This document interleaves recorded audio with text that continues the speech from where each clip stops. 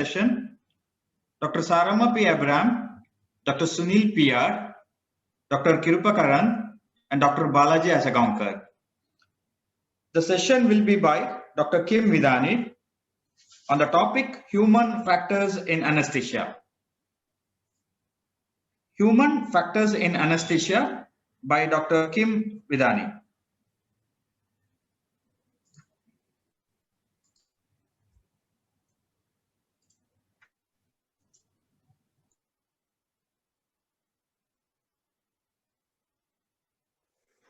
Good afternoon, everybody. My name is Kim Vidani. I'm a consultant anaesthetist in Brisbane, Australia. I'm going to just talk for the next 20 to 25 minutes on human factors in anaesthesia. Why am I giving this talk to you? Well, my journey is one of, while training, going through algorithmic courses such as the acute cardiac life support, advanced pediatric life support, advanced trauma life support courses. And then moving on towards the end of my training, doing non-technical skills courses such as the EMAC course, Effective Management of Anaesthetic Crises. And then I've taken a deep dive into looking at behaviour and personality and doing learning and instructing on psychological instruments such as the MBTI, Myers-Briggs, TKI, the Thomas Kelman instrument, Belbin team roles and emotional intelligence with the EQI. And now I'm looking more at the human factors aspects of this, and which has a system approach to looking at how healthcare is working. And this involves the resilience healthcare network and then methods of looking at errors, such as the AXIOMAP.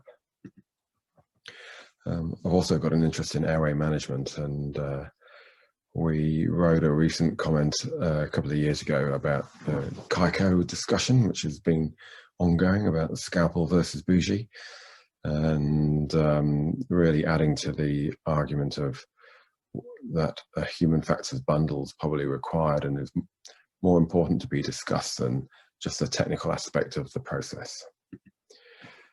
We came up with and my colleagues came up with a cognitive aid, which has got this algorithm, and then the equipment which is in line with the algorithm. And these packs live on our anaesthetic machines in each theatre in the workplace that I practice my anaesthesia in. We'll come back to this a bit later. So the ATLS is quite good for people with minimal knowledge. Training gives some framework and structure. And the EMAC course is an excellent introduction into human factors or non-technical skills, and again we'll talk about that. And this course is mandated by the Australia-New Zealand College of Anaesthesia for all trainees, and again has got certain elements of human factors in it. The MBTI, Myers-Briggs, and the EQI for emotional intelligence are two of the psychological instruments that I've been trained in, and this gives you a good in-depth view of people's behaviour, personality, because I was keen to look at what was underneath people's behaviour and how they operated in crisis situations, such as in CRM, which has been quite a dominant in my work with simulation and so on. These are other instruments, the Thomas Kelman I mentioned, and the Belbin team roles, how you function a team. Again, which principles I use in CRM. They've been designed for the corporate world, but I think they're translatable to healthcare.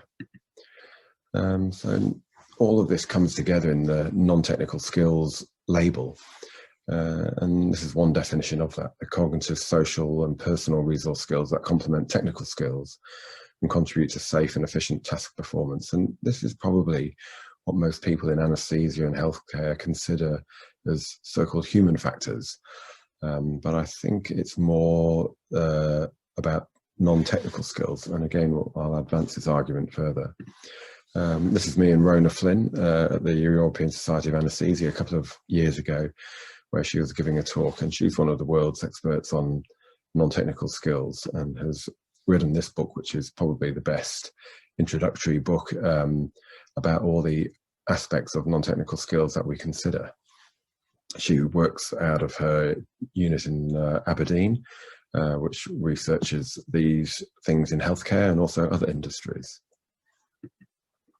She's also developed with colleagues the ANTS taxonomy, which is a way of looking at anaesthesia and non-technical skills, which is freely downloadable from their Aberdeen website. And this is about looking at how teams work together, how they manage tasks, make decisions, and their situational awareness.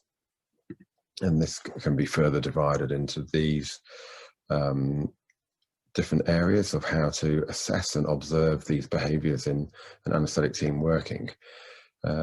It's been taken up a small amount, but it's quite difficult to actually roll out to trainees and other anaesthetists. But again, a useful tool and a certain advance in thinking about this area when it comes to the practice of anaesthesia, and certainly a big advance on just considering technical skills. Clinical human factors can be defined as a study of environmental, technical, organisational, psychological and physiological influences on human performance. And you'll note here that this is quite a bit more than just the psychological, physiological influences, which is what we probably think about when we consider non-technical skills. And again, all that work that I did with regards to looking at behaviour, personality, how people act in crisis situations, it doesn't really tell the whole picture. And so I think, we've got to discuss and think further what is actually meant by human factors, and then we have to turn to the experts in that, and that's human factor ergonomists. A couple of these people are Patrick Waters and Ken Catchpole. This is a paper from 5 years or so ago, which is really talking about how healthcare is only just entering this world of human factors and beginning to engage in these group of specialists, and how to actually look at our system and how it works and how healthcare works, how the operating theatres work and how anaesthetists work within those operating theatres and the teams that they work with. And this is a so-called onion ring review of a system where we've divided it up, or the authors have divided it up into people, technologies, artifacts, which work trying to achieve tasks and goals in a personal, physical and virtual workspace, and then in a wider work environment. And so this is really bringing together all the different aspects of what is truly human factors. A lot of comparisons have been made between aviation and healthcare, and certainly aviation and anaesthesia. Obviously with induction, maintenance and emergence is very much similar to takeoff, cruise and landing. And it has been helpful to make comparisons and learn from the aviation industry, because they've been practicing CRM and thinking about non-technical skills for a good 30, 40, 50 years now. And we can certainly learn from them. However, there are aspects of it which are quite different, and this slide discusses those aspects in terms of equipment, task design, communication, incident reporting systems. And as you may be able to read while I'm talking, that it's not really too favourable in the healthcare, and there's a lot of work to be done on that. And in fact, healthcare is probably a lot more complex than the aviation industry, mainly with patient variability. It's called a complex socio-technical system. That's healthcare, and certainly the operating theatre and anaesthesia is certainly contained within this. And it's possibly the most complex environment in the hospital, where there are individuals, different multidisciplinary teams, various amounts of equipment and a patient, which can be, obviously, as we all know, quite variable. This diagram sort of describes the interrelation between the two, and we've got the structure and the physical system, the task and the people, and how they all interact. And as you can see, it's a social system with the people in the organisation, and the technical system with the task and the hardware that we work with, software that we work with. For many years, we've just considered, and I guess in our training, it's mainly technical focused. And however, that's only the very bottom rung of being technically competent at the task of performing anaesthesia. There's much higher levels involved in practicing excellent practice, I'd suggest.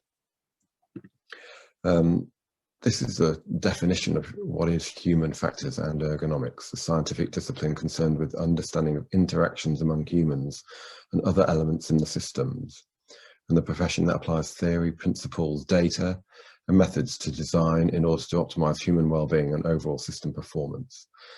And so there are some human factor specialists that think that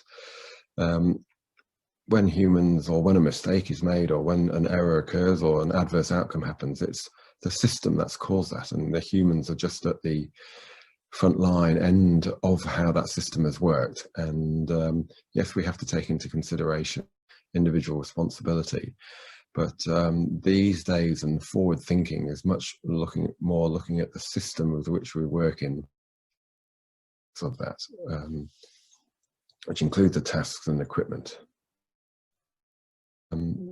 Really, one of the most important people involved in advancing humans into, certainly within is this gentleman that I met, which some of you may recognise. Australia, New Zealand, and definitely in the United Kingdom will have heard the name Martin Bromley.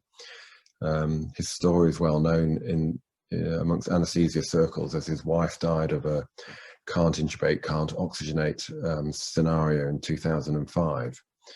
And as a consequence, he developed the Clinical Human Factors Group in 2007, which is a charity organisation which has spent the last, well, over a decade now trying to introduce human factors into the specialty, into healthcare, because of what happened to his wife. One of his quotes, if you go to the Clinical Human Factors Group website, is healthcare is a very complex set of disparate tribes. Centralized regulation is very weak.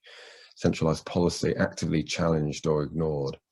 So it's quite scathing with how our specialty and our industry has developed compared to perhaps other industries, and has certainly seen massive differences between the aviation industry and healthcare. And there's a lot of work to be done to make it much safer and perhaps achieve the goal of being a high reliable organization from which we work in.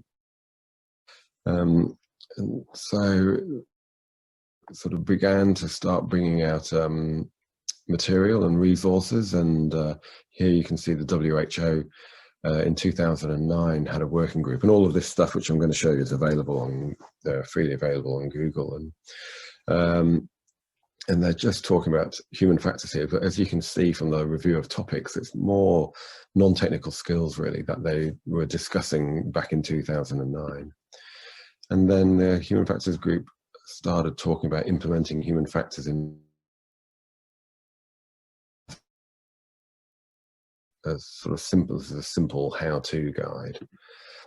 And then a white paper was introduced a couple of years ago, very much focused on getting human factor embedded in healthcare, in the working with clinicians like yourselves, where they can look at this bigger picture of where the human fits into the system and how the humans interacting with their devices, with their hardware, with their software. And so it's much more than just the non-technical skills of communication and what is thought to be human factors, but it's probably more non-technical skills. When it comes to anesthesia, there's certainly been increasing amount of literature about this, and this is probably one of the, if I just go back 10 years, people were just beginning to talk about the lessons from aviation. And recently there's been quite a bit of a pushback against aviation, that it's much less complex than healthcare, and that's probably true, but there's still a lot to learn from aviation, because they've been thinking about this sort of thing for a lot longer than our industry and anaesthesia has. And then Rona Flynn here with Tim Cook, who's come up with this paper about human factors in thinking about with airway management, and just coming up with how to interview people with regards to this matter.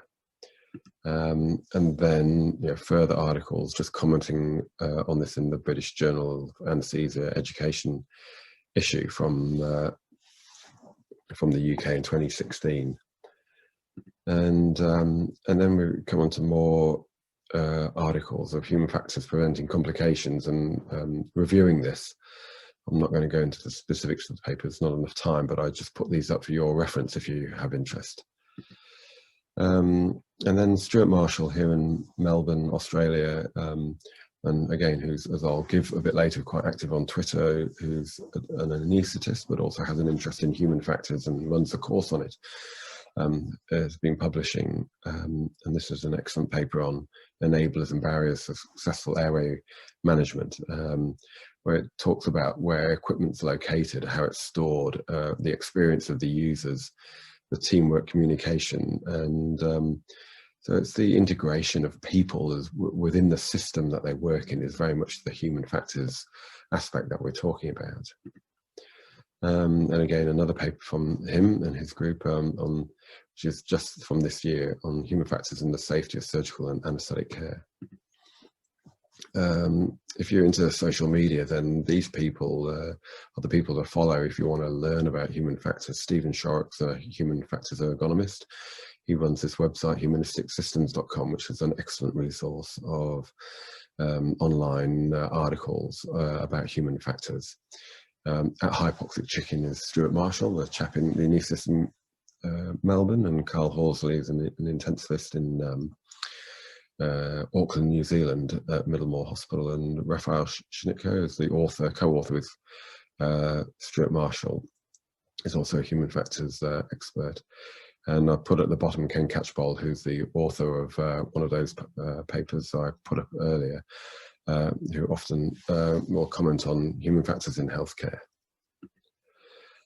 Stuart Marshall runs this course, and this shows you where human factors is going in anaesthesia. So this is a course he's run a couple of times in the last year or so. I'm sure he'll be planning to run it next year, and it's a human factors short course, just orientating people and focus towards anaesthetists on what human factors actually is, and just expanding our thinking on it beyond just non-technical skills and interpersonal interactions. And the future, well, where's it heading? Well, some of you may or may not have heard of the concept of safety 1 and safety 2. So when we're looking at error, safety 1 is what we've been doing for the last 20 years, where some mistake is made and then we look for a root cause, and then when we find the root cause, we change elements in the system to make sure it doesn't happen again and change the system. However, this chap called Eric Holnagel has been advancing for the last 10 years this concept of safety 2. And this again is very much a systems approach, and it's very much of why do things go right, looking at how the system is working all the time, and thinking about the error as being the exception, and then therefore looking at the system working and functioning, and therefore looking at a big picture of how we're working in that system. And certainly this is just one of the models of looking at healthcare in a system focus, and if you it comes under the branch of Resilience Healthcare, and they've got a website, the Resilience Healthcare Network, which has got much information on this. So that's about where we are really. So I'd just like to sum up my talk in just saying, well, what is human factors in anaesthesia? Well, it's a bit like the journey that I've been on. It started off in an algorithmic course, which gave structure and a bit of function to think about practicing medicine. And then we've really started thinking about the humans and how the humans are interacting with each other to improve our performance with those structural frameworks we've learned. And now we're sort of thinking more about the system as a whole that we work in, which is much more complex, and recognizing the operating theatres are a much more complex environment that we work in. And perhaps humans are just victims of the system, but also, and that's an approach that will help us get away from the blame culture. However, as we all remember, that we must also take responsibility for our own performance and work at a certain level. So I'll leave it there for now, and thank you for the invitation to talk at this meeting, and I'll leave it open to questions. Thanks very much. Thanks, Dr. Kim. That was a quick session. So now we'll be moving on to the question and answers. Here we have Dr. Kim with us. Sarama Good ma'am, afternoon. just unmute. Hi, can you hear me okay? Yes, you have Dr. Kripakaran sir. Just unmute, sir. And you have Dr. Balaji sir. Balaji sir, just unmute. Yes. Good afternoon. For discussion, sir. Yes, sir. Yes. Good afternoon, everybody. Yeah, good afternoon.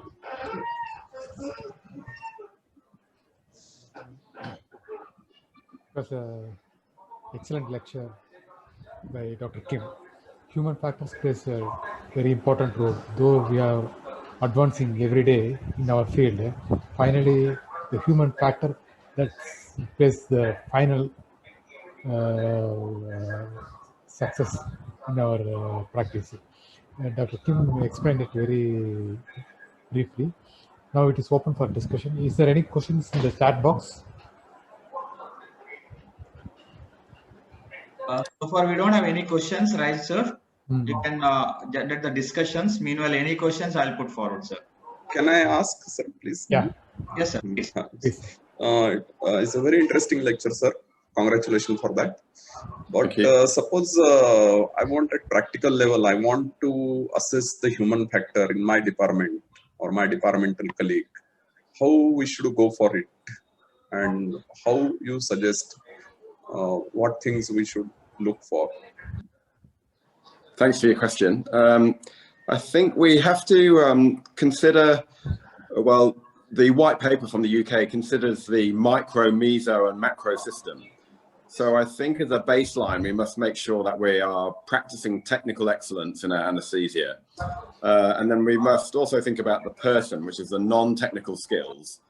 And simultaneously, we need to think about how our department is functioning and issues such as equipment and where the equipment is placed and stored and the access to it. And then also having decision-making guidelines using that equipment such that we can perform maximally, as opposed to not having thought about how we are working within the larger system. And as I mentioned in my talk, we're part of a complex socio-technical system, and there are many factors involved. So perhaps if we are going to begin thinking about it, then we could think about the different aspects at the same time: the people, the technical aspects, the non-technical skills of the people, but also the equipment that we have, and then the actual environment that we're working in. And then we can look at these different facets to at least if we're thinking about it, then we're making a start. Thank you, sir. Thank you, Dr. Kim, for a nice discussion, lucid but brief picture of human factors. How we can improve the non-technical skills? What is the role of simulation practice in improving the non-technical skills? Yes, I think, thank you for your question. The non-technical skills aspect of it is what has interested me the most in this area. And I agree with you, simulation has mainly been focused on crisis resource management.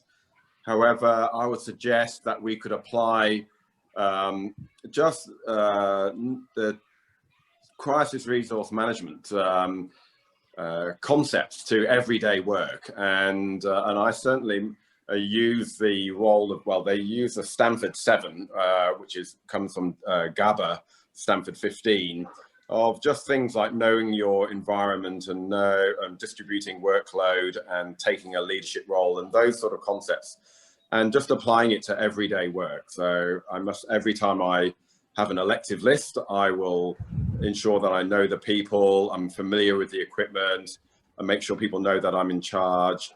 I ask people to speak up.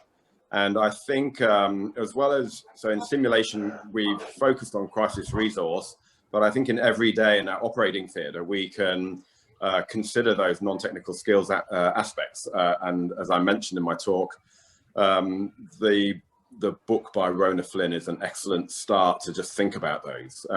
I must say there was an excellent paper on situational awareness in the Canadian Journal of Anaesthesia a couple of years ago.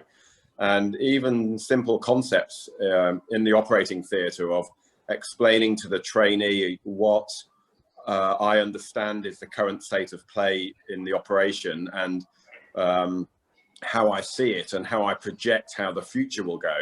Even a simple concept like that as part of handing over care is something that not that many people, anesthesiologists, are familiar with. And I think we can just begin to do those things in everyday work, and that will get everybody thinking about it and focused about it. As well as the WHO safety checklist at the beginning, it also has excellent non-technical skills aspects to it. Simply introducing yourself and to the team so they know what you're doing is the same as doing a briefing before pilots take the plane. And we can anticipate what's going to happen, what are the potential dangers ahead, what we're going to do when we manage it, and to ensure that we all talk to each other and have a so-called shared mental model as to what is going as we move through the procedure. And those aspects are important. Sir, I wanted to ask you, what are the 3 non-technical skills that successful anesthesiologists must have? Yeah, well, I think, well, the one which I just mentioned is the one I'm probably most frequently practice, and that's just making sure all the people I work with have the same situational awareness that I have. There are some people in the human factors ergonomics world that question the concept of situational awareness, but I think for us starting out in thinking about non-technical skills, it's a useful concept. And a person called Micah Lindsay was the person who brought out those things of what you see, what you understand, and what you project. So I think situational awareness is one. For me, and I think a lot of anesthesiologists, the preparation for the theatre for the day is also immensely helpful. And I must say, each day when I come to work, or each operating theatre list, I use the so-called Stanford 7 of checking my environment, checking the people that I'm working with, anticipating what may happen, allocating jobs to people in case we enter areas of high workload. And so that preparatory phase of knowing the environment is useful. And I think, the concept of the shared mental model, being conscious that other people know what we're thinking. So I think that we often are working and think that people know what we're thinking, but they don't. We have to verbalize it. We have to make sure that people know what we're thinking. Often we can get frustrated that people aren't doing what we want them to do. That's because they can't read our minds, and we think they can. And I think verbalizing what's happening. So, and to practice that on a simple level, I will often ask the trainees to verbalize what they can see when they're performing laryngoscopy. And if you do that, you'll find that because they become so task fixated, that they can't verbalize that they're seeing the tongue, the uvula, the epiglottis, and the tubers pass through the cords. And that demonstrates to them how hard it is and how not used to we are of verbalizing what we're seeing and what we're thinking. And I think, and that on a simple level, just to introduce the concepts to people is useful and valuable. Thank you very much. It's a nice answer. Thank you for your question. Thank you. If there are no questions, we can wind up. I mean, thank you, thank sir. You very much. We don't have any questions from the audience so far. Thank you, Dr. Kim, for your valuable time and sharing your knowledge and experience with us. And it is our indeed pleasure to have Dr. Saramma PM and Dr. Kirupakaran sir, as well as Dr. Balaji sir, with your valuable thoughts and knowledge. We, on behalf of ISA WEBCON Kerala, we thank you, sir. Thank you once again. Thank you. Thank you very much. Thank you very much. Thank you for the invitation. Yes. And for the questions. Much appreciated. Dear delegates, now we had come to halfway through, so that is we are ending this session, and we'll be back at 2 o'clock. We'll be back at 2 o'clock. So we'll be having a break for about 20 minutes. We'll be, 15 minutes. We'll be back at 2 o'clock. Meanwhile, don't forget to visit the virtual expo area.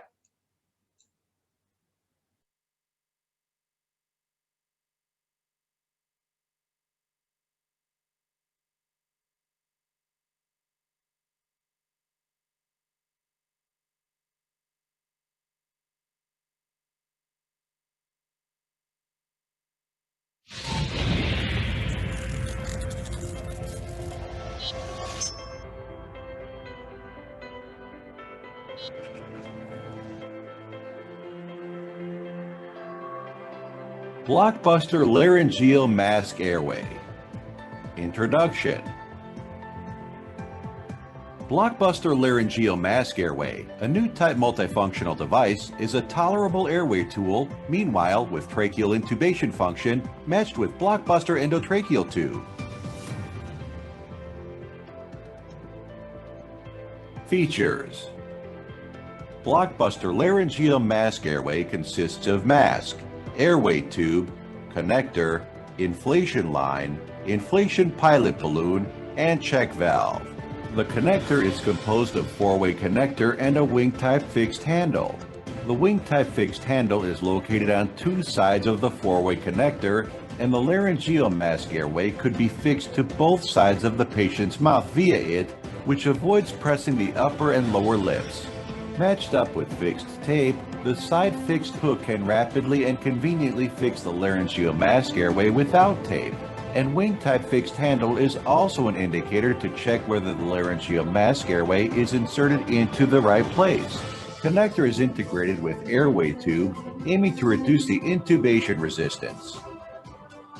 With overall inner lumen, the airway tube has small antero-posterior diameter and large transverse diameter, which creates a larger inner lumen lacuna to reduce ventilation resistance. Meanwhile, similar figuration to pharynx shape makes it convenient to do endotracheal tube intubation. In particular, large transverse diameter could obviously reduce intubation resistance. The gastric access channel runs through the whole laryngeal mask airway. Its inlet slants outward and upward above the left fixed handle at 5 millimeters, and the outlet is located at the tip of the mask. It is convenient for placing the gastric tube and location test. The obtuse angle and the oval tube can reduce the resistance of endotracheal tube placement and keep the laryngeal mask airway stable.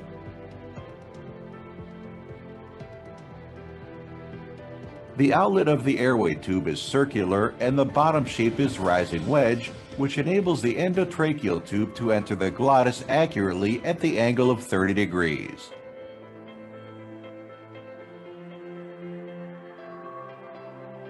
At the right side end of airway tube, there is a through tunnel plane which is formed by gastric access channel and the mask. The whole upper part of the gastric access channel forms an arch shape that connects with the bottom of the airway tube, making it easier to suck out the secretions. It is also a fence to epiglottis. When the epiglottis covers the outlet, the gastric access channel can prevent ventilation occlusion. The distal outlet of the gastric access channel is embedded in the rear of the mask tip with a shape of bevel, which facilitates the placement of laryngeal mask airway and reduces the damage of the tip to the tissue.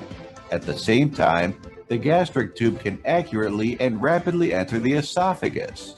Compared with the existing laryngeal mask airway, Blockbuster Laryngeal Mask Airway has simpler structure, easier to use, and could be well matched with the endotracheal tube and gastric tube. Blockbuster Endotracheal Tube. Blockbuster endotracheal tube is also called guiding endotracheal tube. Its tip is similar to the ventral upward pen tip, and the tip is shaped in the arc, upturned, centered, and flexible.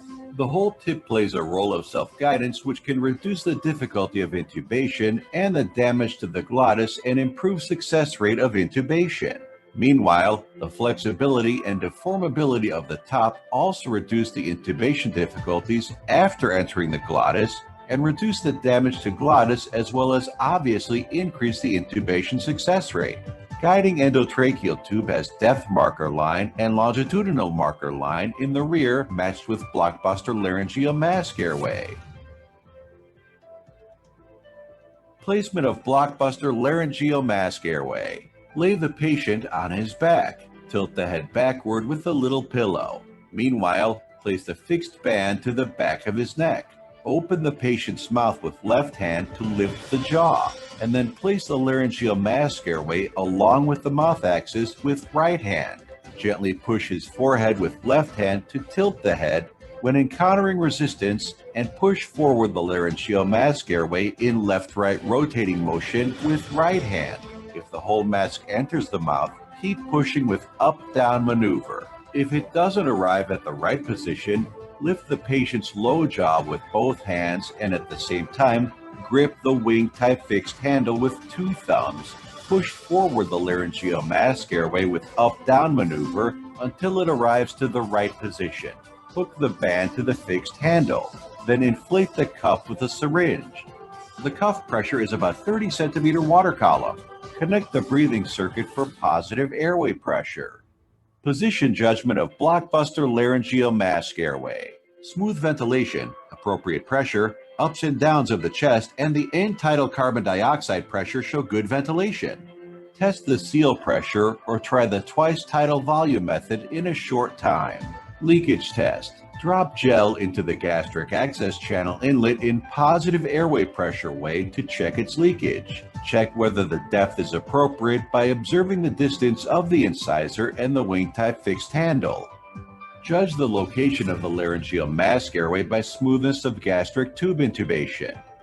Visual location. Inspect the location of the laryngeal mask airway and exposure of glottis grade by inserting fiber optic bronchoscope or other fibroscope into the airway tube. Endotracheal tube exchange. Exposure of glottis grade is visually observed as 1-2 level via the laryngeal mask airway. Blind intubation can be realized by blockbuster endotracheal tube, and the success rate is higher than 95%. When intubating, blockbuster endotracheal tube needs to be sufficiently lubricated. Pause breathing and insert the endotracheal tube into the laryngeal mask airway until the marking line reaches the fixed handle. Then gently push the endotracheal tube forward with the right hand until there is no resistance and desired depth is reached. Inflate the cuff, connect breathing circuit. If ventilation is smooth, continuous end tidal carbon dioxide pressure can be shown on the ventilator screen. In that case, draw out the laryngeal mask airway with special tool and fix the endotracheal tube.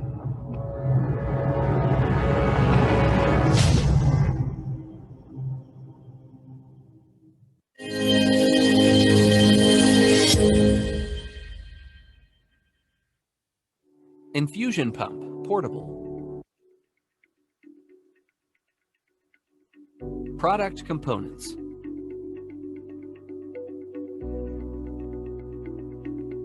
Rigid housing. Silicone reservoir. Filling port. Clamp. Double membrane filter. Multi-rate device. PCA button. Distal connector. Distal vented cap. Operation procedure. Firstly, open the package and take out the portable infusion pump. Close the clamp, remove the filling port cap, and insert the prepared solution into the reservoir through the filling port. The injected dose should match the nominal capacity identified on the rigid housing. Open the clamp and discharge the gas in the pipe. When the pipe is filled with liquid and the distal connector has uniform liquid dripping, the gas is exhausted. Close the clamp. Remove the orange pressing disc of the PCA button and adjust the flow rate to the required rate. Then the pump can be used. Next, remove the distal vented cap. Connect the distal connector to the stopcock. Open the stopcock and clamp, and let the solution be injected into patient body through IV cannula. The 0.5 milliliter per 15 minutes on the PCA button means to add 0.5 milliliter solution once for a press, which can be added once every 15 minutes. Patients can press the button to achieve analgesic effect. The 2468 on multi-rate device means 2 milliliters per hour, 4 milliliters per hour, 6 milliliters per hour, 8 milliliters per hour. Medical personnel can adjust the flow rate according to the patient's condition. During infusion, keep pump always at the same level of the distal connector to ensure the accuracy and stability of flow rate. Product features. 1. Silicone reservoir and advanced flow rate controlling technique to ensure a stable, accurate flow rate. 2. The elastomeric silicone reservoir has the characteristic of air permeability and liquid impermeability. After the solution is injected into reservoir, the gas in it can be discharged slowly through reservoir wall and does not need to be discharged deliberately. 3. Precise double membrane distal filter can expel possible air bubbles and filter the liquid before it enters the capillary. 4. PCA button and multi-rate device meet the requirement of individual therapy. Easy filling and use. No battery or power supply required. Portable design. Therapy not limited by body position and space. Conforms to the physiological and pharmacological mechanism. Comfortable for patients. Single use. More convenient and secure. Medications that can be infused include analgesics, chemotherapeutics, antibiotics, antiviral drugs, infusion for rehydration. The distal connector can connect to IV cannula, stopcock, anesthesia catheter, and so on.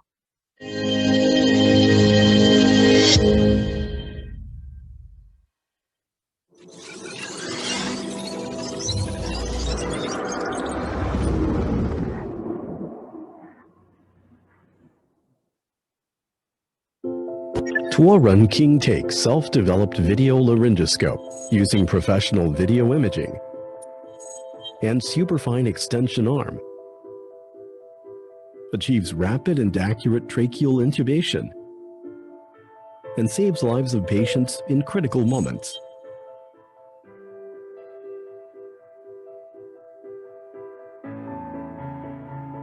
The operators stand on the top of patient's head. Pull the patient's upper and lower lip and teeth up by the right hand thumb and index finger. Hold the reusable baton with the left hand. Manipulate the monitor to a position which is easy to observe. Inserted through the patient's right side of mouth. Push the patient's tongue to the left. Observe the monitor while inserting. Put the laryngoscope along the midline of the oral pharynx forward slowly. The patient's mouth cavity is exposed.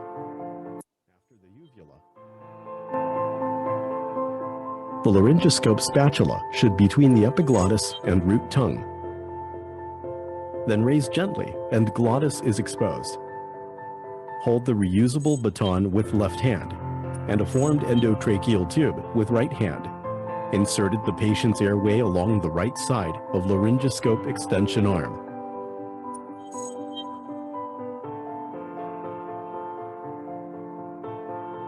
Observe the monitor. Pull the intubation stylet and laryngoscope out after confirm the correct position of intubation. After confirming the correct intubation position, the catheter is fixed to the face with tape. After the use of laryngoscope, split the laryngoscope and single-use external shell. Then destroy the single-use external shell according to hospital regulations. And disinfect the laryngoscope extension arm.